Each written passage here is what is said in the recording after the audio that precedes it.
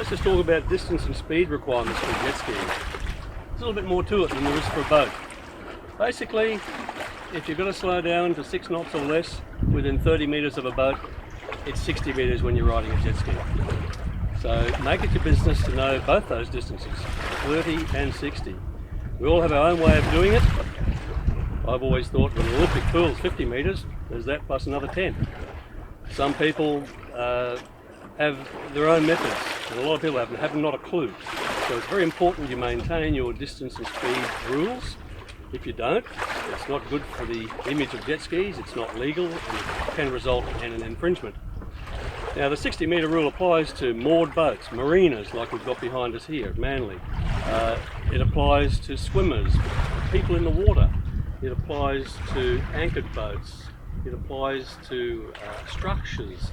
So it's important you slow down when you're within those distances.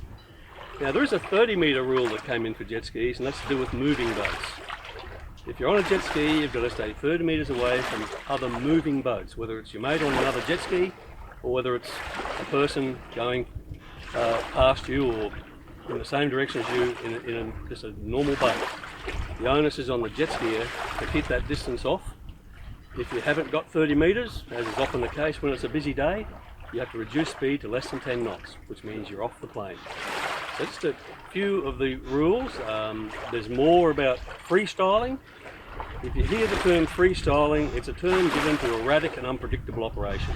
The sort of thing that jet skis love to do, the donuts, the figure eights, the wave jumping, that's regulated. There are some areas where you just cannot do it. Some sections of some rivers where it's prohibited. There are some areas where local councils have brought in marine zones to prohibit the use of jet skis on a river in their jurisdiction. You check the Maritime Safety Queensland website, you'll get your answers there. The council websites, if you hear of a particular council. Now freestyling, it's regulated in busy areas, in coastal waters. Basically, one of the issues is people who live near the water in a dwelling, house or an apartment. If there's a dwelling within 100 metres of the shoreline, you cannot freestyle within 200 metres of that shoreline if it's in one of those designated zones.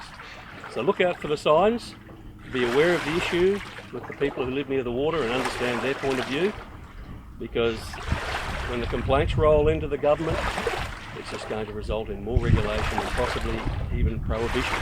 So it's very important you follow these rules.